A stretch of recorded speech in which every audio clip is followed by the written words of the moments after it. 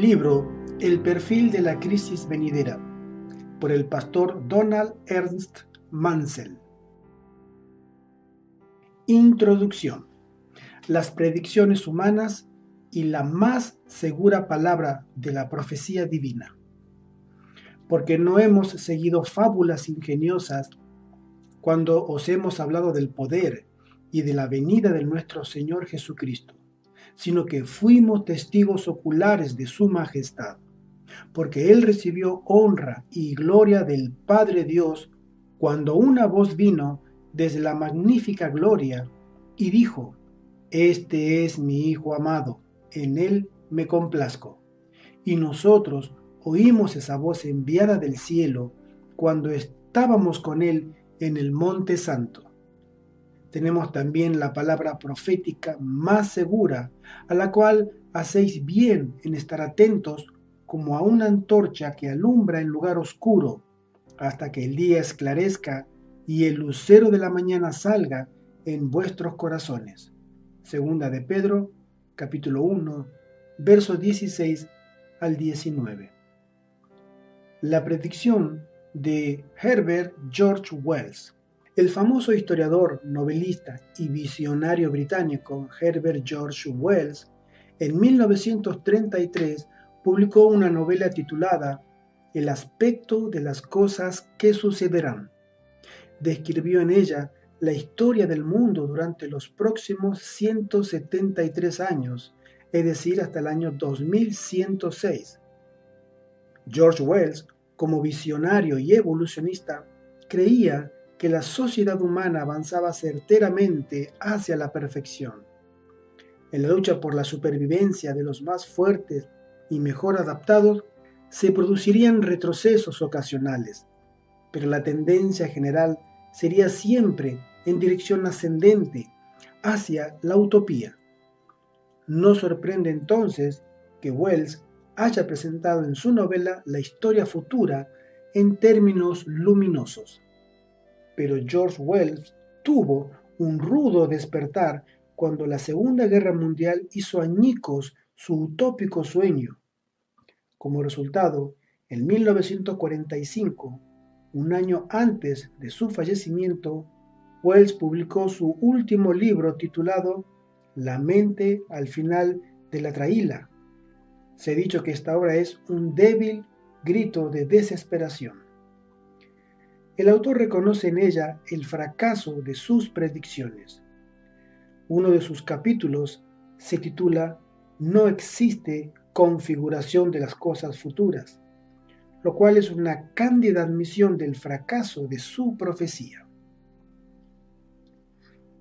Las predicciones de los médiums.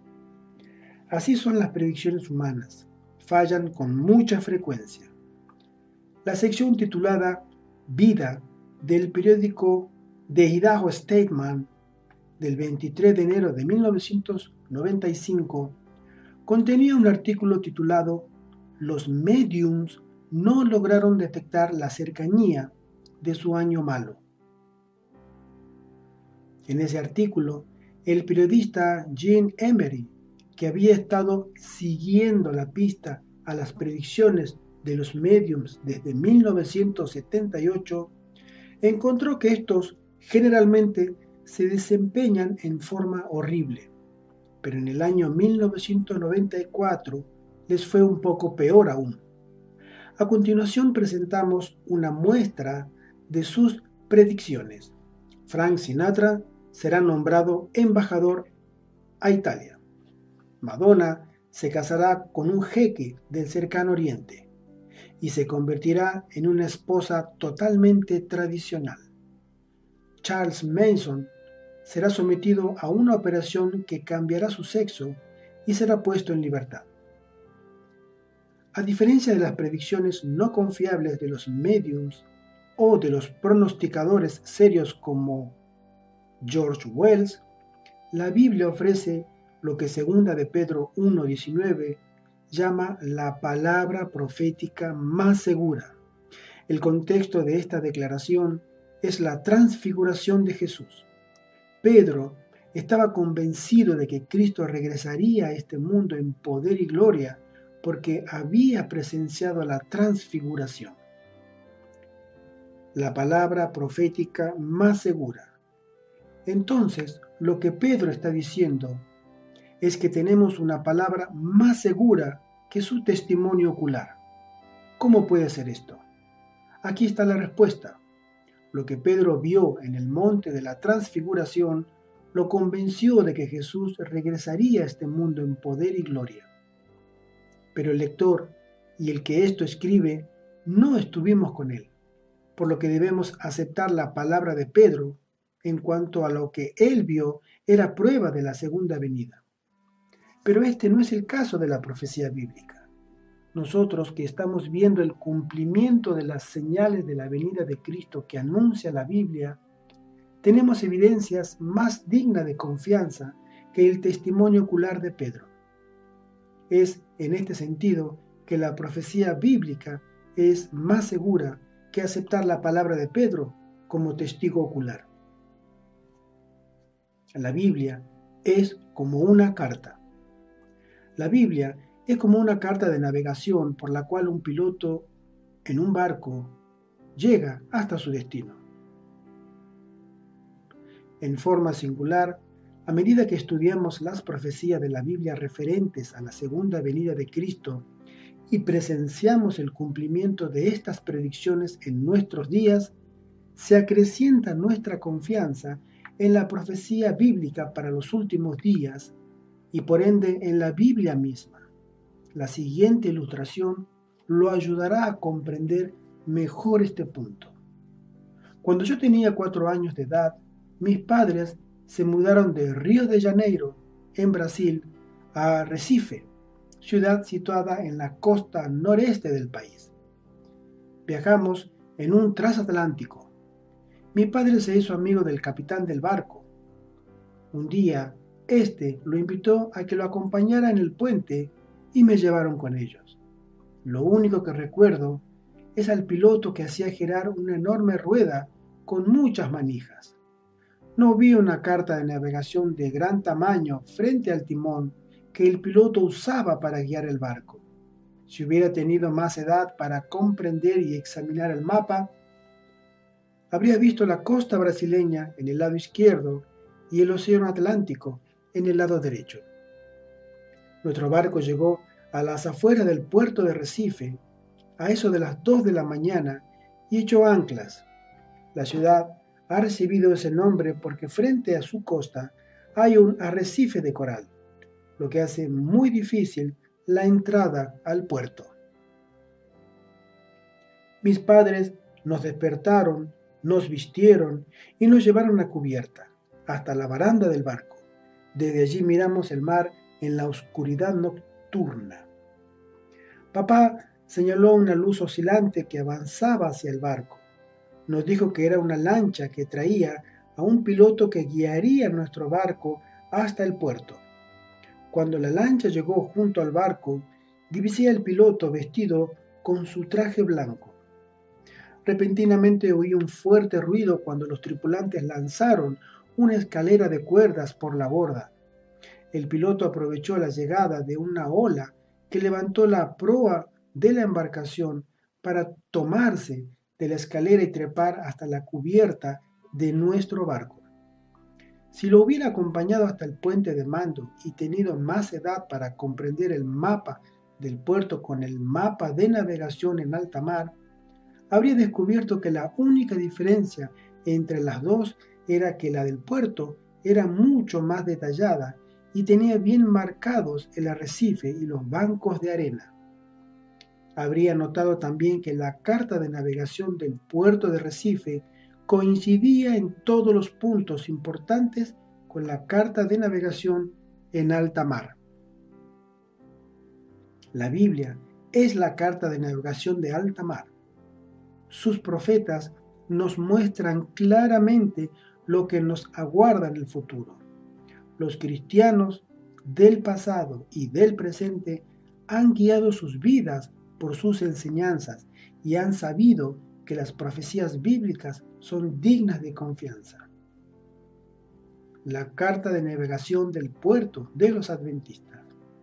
Como cristianos adventistas del séptimo día, creemos que a medida que nuestro barco, nuestra iglesia, se aproxime al puerto celestial, encontrará peligrosos arrecifes que podrían hacer zozobrar nuestra fe. Por eso Dios nos ha dado una carta de navegación del puerto de nuestro destino para guiar nuestro barco a través de los arrecifes. Esta carta de navegación son los escritos del espíritu de profecía. El espíritu de profecía es un conjunto de materiales escritos por Elena de White, quien según creemos fue inspirada por Dios. Creemos que como la carta del puerto de Recife coincidía con la carta de navegación de alta mar en todos los detalles importantes, del mismo modo los escritos de Elena de White concuerdan con la Biblia en todos los puntos significativos. Al comparar estos escritos con la Biblia, hemos concluido que han sido inspirados divinamente. La Biblia es la carta de navegación en alta mar puesta a prueba a lo largo de los años, que nos indica si nuestra carta del puerto ha sido inspirada por Dios. No pedimos disculpa por creer que Elena de White fue una profetisa de Dios y que sus escritos fueron inspirados divinamente. Pero alguien podría abrigar dudas. ¿No son acaso los profetas algo que pertenece al pasado? ¿Fueron los profetas únicamente para los tiempos bíblicos? ¿Tendrá el pueblo de Dios en los últimos días un verdadero profeta? Consideremos lo que la Biblia dice acerca de esto. El don de profecía y la iglesia remanente de Dios. En Apocalipsis capítulo 12, verso 17, leemos: Entonces el dragón se llenó de ira contra la mujer y se fue a hacer guerra contra el resto de la descendencia de ella, los que guardan los mandamientos de Dios y tienen el testimonio de Jesucristo. Está claro que se trata de un lenguaje simbólico y creemos que la Biblia es su propio intérprete. Permitamos entonces que la Biblia interprete el significado de estos diversos símbolos. ¿Qué representa el dragón? Apocalipsis capítulo 12, verso 9 dice: Y fue lanzado fuera el gran dragón, la serpiente antigua, que se llama Diablo y Satanás. El diablo representa a Satanás, de modo que por sustitución podemos decir Satanás estaba furioso con la mujer. ¿Pero qué representa esta mujer? El apóstol Pablo dice a la iglesia en 2 Corintios 11:2: Porque os celo con celo de Dios, pues os he desposado con un solo esposo, para presentaros como una virgen pura a Cristo. De manera que Satanás está airado con la iglesia de Dios y peleará contra ella y perseguirá al remanente de los descendientes de la iglesia. El remanente es lo último que queda de algo. Por lo tanto, el remanente de los descendientes de la iglesia es el pueblo de Dios, la iglesia verdadera de los últimos días. Apocalipsis 12:17 nos presenta las características por las cuales podemos identificar a este pueblo. Guardan los mandamientos de Dios, primero, y segundo, tienen el testimonio de Jesucristo. Los mandamientos de Dios. La expresión los mandamientos de Dios parece evidente que se refiere a los 10 mandamientos, pero permitamos que la Biblia lo puntualice. Deuteronomios 4:13 dice: Y él os anunció su pacto, el cual os mandó poner por obra los 10 mandamientos y los escribió en 2 tablas de piedra. Así que el pueblo remanente de Dios obedecerá los 10 mandamientos con ayuda de su gracia capacitadora. Por cierto, pero ¿qué es el testimonio de Jesucristo? El testimonio de Jesucristo lo dice el ángel de Apocalipsis 19:10, que explicó a Juan: Yo soy consiervo tuyo y de tus hermanos que retienen el testimonio de Jesús, porque el testimonio de Jesús es el espíritu de profecía. Entonces, el testimonio de Jesús que posee la iglesia remanente de Dios se llama espíritu de profecía. El apóstol Pablo dice lo siguiente acerca del testimonio o espíritu de profecía. Así como el testimonio acerca de Cristo ha sido confirmado en vosotros, la iglesia de Dios, de tal manera que nada os falte en ningún don, esperando la manifestación de nuestro Señor Jesucristo. Primera de Corintios, capítulo 1, versos 6 y 7. Este pasaje establece 3 puntos. Primero, el testimonio de Cristo es uno de los dones que Efesios 4:11 llama profetas. En 1 Corintios 14:22 lo llama profecía. Podemos compararlo con Apocalipsis 22:9. Segundo, Cristo colocó este don en una iglesia que está esperando ansiosamente su revelación o segunda venida. Y tercero, Él derramó este don para confirmar o colocar su sello de aprobación sobre su iglesia verdadera de los últimos días y no sobre cualquier iglesia. Profetizar es para los creyentes y no los incrédulos. En 1 Corintios 14:22, Pablo establece un importante principio concerniente al don profético. Él dice que la profecía es para señal no a los incrédulos, sino a los creyentes. En otras palabras, el don profético es para los que, habiéndolo probado con la Biblia y encontrado que está en armonía con la palabra de Dios, han aceptado su autoridad. No es para los incrédulos, no es para los que han rechazado su autoridad o no la han aceptado todavía. Lo cual significa que nosotros, que creemos en la inspiración divina de los escritos de Elena de White y los aceptamos como auténticos, estamos en libertad de usarlos con los que tienen el mismo punto de vista. Mantener esta posición no tiene nada de siniestro ni engañoso. Los cristianos de otra fe aplican el mismo principio cuando predican a Cristo a los judíos.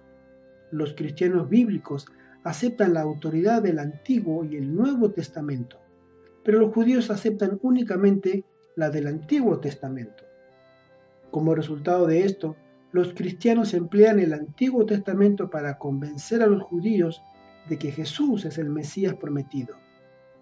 Sin embargo, después que un judío acepta el Nuevo Testamento como divinamente inspirado y a su Cristo como el Mesías prometido, los cristianos están en libertad para usar toda la Biblia con el fin de convencerlo de las demás enseñanzas del Nuevo Testamento. Elena de White y sus escritos. Algunos cristianos nos miran con desconfianza a nosotros los adventistas porque creemos que los escritos de Elena de White son inspirados divinamente. También hay adventistas que se sienten avergonzados porque el artículo 17 de nuestras creencias fundamentales dice: uno de los dones del Espíritu Santo es el de profecía. Este don constituye una marca identificadora de la iglesia remanente y se manifestó en el ministerio de Elena de White. Como mensajera del Señor, sus escritos son una perdurable y autorizada fuente de verdad que proporciona a la iglesia aliento, dirección, instrucción y corrección. También establecen claramente que la Biblia es la norma por la cual se ha de probar toda enseñanza y experiencia. Asociación Ministerial de la Asociación General de los Adventistas del Séptimo Día. La Biblia contiene palabras de consejo para tales adventistas y este consejo se aplica igualmente a los que nos llaman herejes por creer que Dios ha derramado el don de profecía sobre la iglesia adventista del séptimo día en la persona de Elena de White y sus escritos. Esto es lo que la Biblia dice a los que se avergüenzan de las manifestaciones del espíritu de profecía en los últimos días. No menospreciéis las profecías, examinadlo todo, retened lo bueno. Primera de Tesalonicenses 5, 20 y 21. Este consejo inspirado amonesta a los cristianos a no despreciar la profecía, pero va más allá aún. Los insta a aprobar las profecías. En otras palabras, a aprobar a los profetas y sus escritos, y si demuestran ser buenos, deben retenerlos y aceptarlos como inspirados divinamente. Pero el interrogante que surge ahora es, ¿cómo probaremos las profecías? ¿Cómo probar a los profetas y sus profecías? Presentamos a continuación el método recomendado por la Biblia para probar a los profetas y las profecías. Prueba número 1. ¿Qué enseña el profeta acerca de Cristo? Amados, no creáis a todo espíritu, sino probad los espíritus si son de Dios, porque muchos falsos profetas han salido por el mundo. En esto conoced el Espíritu de Dios. Todo espíritu que confiesa que Jesucristo ha venido en carne es de Dios. Primera de Juan 4, 1 al 3 y Primera de Timoteo 3, 16 dice, la Biblia declara que Cristo era manifestado en carne. Entonces, un profeta auténtico enseñará que Jesucristo, quien era indiscutiblemente Dios, llegó a ser Jesucristo hombre, Primera de Timoteo 2:5, y sin embargo, en ningún momento dejó de ser Dios. Los escritos de Elena de White sostienen esta enseñanza de principio a fin. Quien abrigue alguna duda sobre este punto debiera leer su obra acerca de la vida de Cristo, el deseado de todas las gentes. Este libro, desde la primera página hasta la última, exalta a Jesucristo como Dios manifestado en carne, y lo que es cierto de este libro lo es también para todos sus demás escritos. Prueba número 2. ¿Qué clase de fruto espiritual produce el profeta? Marcos 7, 15 y 16 dice, guardaos de los falsos profetas, que vienen a vosotros con vestidos de ovejas, pero por dentro son lobos rapaces. Por sus frutos los conoceréis. ¿Acaso se recogen uva de los espinos o higos de los abrojos? Un profeta es conocido por el fruto espiritual que produce. En otras palabras, por la clase de vida que lleva. Si un creyente en la inspiración divina de Elena de White dice que ella era una buena persona, podrían pensarse con razón que es prejuiciado. Pero si un enemigo reconoce que ella era una mujer buena y piadosa, su testimonio tiene peso. Al fin y al cabo, el argumento más poderoso en favor de una posición es el reconocimiento hecho por la oposición. El peor enemigo de Elena de White no es que ella lo considerara enemigo, pero así la trataba él después que renunció a la iglesia. Era un ex pastor adventista llamado Dudley Carnwright. Elena de White murió el 6 de julio de 1915. Antes de su muerte, Carnwright la había acusado de ser un falso profeta. Sin embargo, durante un servicio fúnebre conmemorativo realizado en Battle Creek, en Michigan, el 24 de julio de 1915, este hombre, con el rostro bañado por las lágrimas, confesó que ella había sido una piadosa mujer cristiana. Jasper Carnwright, hermano de Dudley Carnwright, quien también era un pastor adventista, pero había permanecido fiel a la iglesia, se encontraba presente en el servicio, justamente con otros testigos, cuando Dudley efectuó la siguiente confesión. Jasper dejó la siguiente constancia oficial, una carta de Jasper Carnwright para S.E. Witt, fechada el 24 de febrero de 1931. La siguiente carta dice así: apreciado pastor Witt, mi hermano Dudley Carnwright, fallecido, Me decía con frecuencia que permaneciera fiel al mensaje. Me dijo además, si abandonaras el mensaje, eso arruinaría tu vida. Hace varios años, en una reunión pública realizada en West Leroy, de donde lo habían llamado para que se opusiera a la obra del pastor adventista, hizo la siguiente declaración: creo que sé por qué me han llamado aquí. Esperan que demuestre con la Biblia que el domingo es el verdadero día de reposo y que el sábado no lo es. La verdad es que no puedo probar con la Biblia que el domingo sea el día de reposo, porque tal prueba no está en ella. Y creo también que puedo convencerlos de que el sábado no es el día de reposo. Además, cuando se encontraba junto al féretro de la hermana White, con una mano sobre mi brazo y la otra apoyada en el ataúd, con el rostro bañado en lágrimas, dijo: aquí yace una noble mujer cristiana que se ha ido. Sinceramente suyo, en la bendita esperanza, firmado Jasper Canray. Este testimonio de un testigo ocular y hermano carnal de Dudley Canray es más compelente que el testimonio de solo alguien que cree en el origen divino de los escritos de Elena de White. Prueba número 3. ¿Concuerdan los escritos del profeta con los 10 mandamientos y el resto de la Biblia? Entérese de lo que dice Isaías. A la ley y al testimonio, si no dijeren conforme a esto, es porque no les ha amanecido. Isaías 8:20. Esta prueba consta de 2 partes. ¿Qué enseña el profeta en lo que concierne a lo que Dios escribió, la ley de los 10 mandamientos? Y segundo, ¿qué enseña el profeta con respecto a lo que los profetas escribieron, el testimonio de los autores bíblicos? Si aplicamos esta prueba a Elena de White y sus escritos, obtendremos lo siguiente. Ella instó constantemente a los cristianos a obedecer la ley de Dios y ella misma, por la gracia divina, se esforzó fielmente por guardar todos los mandamientos de Dios, incluyendo el mandamiento del día de reposo. En lo que concierne a la Biblia, la respuesta es: sus escritos concuerdan plenamente con el testimonio de los profetas bíblicos.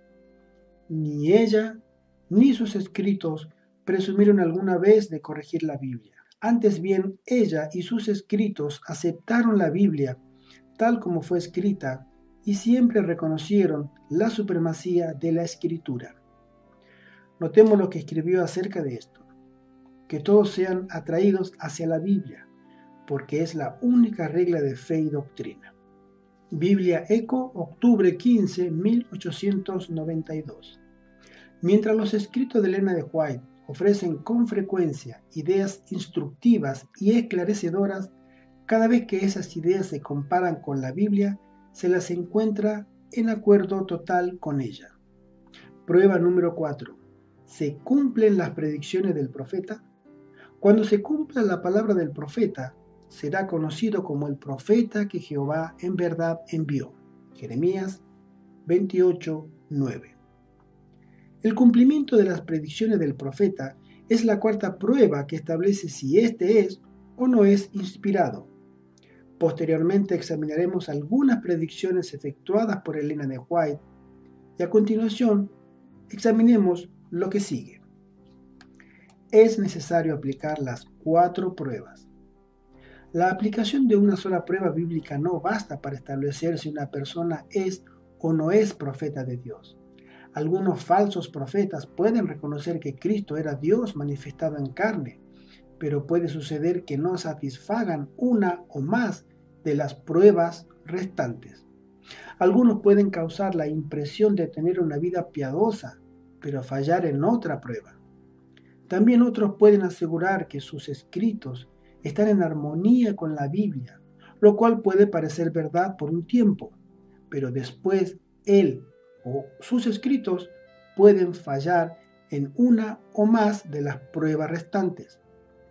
Finalmente, algunos falsos profetas pueden predecir cosas que realmente se cumplen y sin embargo fallar en una o más pruebas. Por eso, para establecer que un profeta ha sido inspirado divinamente, debe pasar las 4 pruebas bíblicas. Predicciones sobre condiciones religiosas en los últimos días. Hemos establecido que Elena de White y sus escritos pasaron 3 de las 4 pruebas bíblicas del profeta auténtico. El resto de este capítulo analiza una de sus predicciones, la cual creemos que se encuentra actualmente en proceso de cumplimiento. Muchas de sus predicciones se refieren a la intolerancia religiosa en los Estados Unidos y en el resto del mundo en los últimos días. Estas profecías constituirán el tema de esta obra. Hace más de un siglo, cuando los protestantes se oponían abiertamente a los católicos, Elena de White predijo: los protestantes de los Estados Unidos serán los primeros en tender las manos a través de un doble abismo al espiritismo y al poder romano. Y bajo la influencia de esta triple alianza, ese país marchará en las huellas de Roma, pisoteando los derechos de la conciencia. Conflicto de los siglos, página 645. Y esto fue escrito en la Review and Herald, 1 de junio de 1886. Ella explicó cómo sucedería esto. Esta unión, sin embargo, no se efectuará como resultado de un cambio en el catolicismo, porque Roma jamás cambia. Se atribuye infalibilidad. Es el protestantismo quien cambiará. La adopción de ideas liberales, por su parte, lo pondrá en una situación en la que podrá darse la mano con el catolicismo. También explica cómo las denominaciones norteamericanas principales llevarán a cabo esto. Cuando las iglesias principales de los Estados Unidos, uniéndose en puntos comunes de doctrina, influyan sobre el Estado para que imponga los decretos y las instituciones de ellos, entonces la América protestante habrá formado una imagen de la jerarquía romana y la inflicción de penas civiles contra los disidentes vendrá de por sí sola. Conflicto de los siglos, página 498. En la actualidad, vemos que Estados Unidos se está encaminando hacia el cumplimiento de estas predicciones. Un artículo escrito por Gustav Niebuhr, titulado «La religión y la política pueden mezclarse», contiene esta declaración. Ante la evidencia de un cambio en las actitudes norteamericanas acerca de la religión y la política, la mayoría del público cree actualmente que las iglesias debieran ser autorizadas para que expresen opiniones políticas, lo cual constituye un cambio total de lo que la mayoría creía hace una generación, según una encuesta nacional sobre identidad religiosa y opinión política, del 25 de junio de 1996, del periódico Idaho Statesman. Si esta tendencia continuara o no, acompañada por un movimiento de presión para que se adopten leyes dominicales, que está predicho en los escritos de Elena de White, según veremos en capítulos subsiguientes, no lo sabemos. Tampoco es necesario que lo sepamos. Basamos nuestra fe no en encuestas, sino en la palabra profética infalible. El cinturón bíblico de la crisis venidera.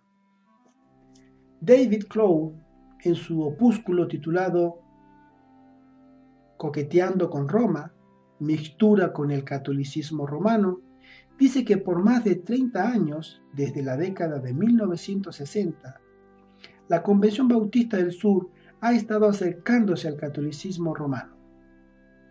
Hasta hace pocos años, la Convención Bautista del Sur era decididamente anticatólica y una de las más sólidas defensoras de la separación de la Iglesia y el Estado en los Estados Unidos. En su libro publicado recientemente, Una mujer cabalga sobre la bestia, David Hunt, quien no es adventista pero percibe el peligro que representa la llamada coalición cristiana o derecha religiosa, declara: un número creciente de evangélicos en la actualidad están aceptando a los católicos como cristianos y al parecer no ven ningún problema en unirse con ellos para la evangelización del mundo. Ese hecho resulta claro por el título mismo de la histórica declaración conjunta efectuada por los líderes católicos y evangélicos, titulada Evangélicos y Católicos Juntos, la misión cristiana en el tercer milenio, que ubica en primera plana el asunto del sábado y el domingo.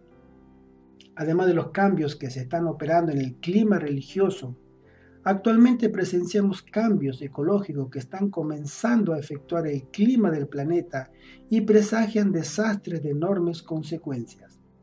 También vemos corrupción política y decadencia moral que se han infiltrado no solo en los Estados Unidos, sino en la sociedad en todas partes del mundo. Veamos lo que Elena de White predijo hace mucho con relación a esto.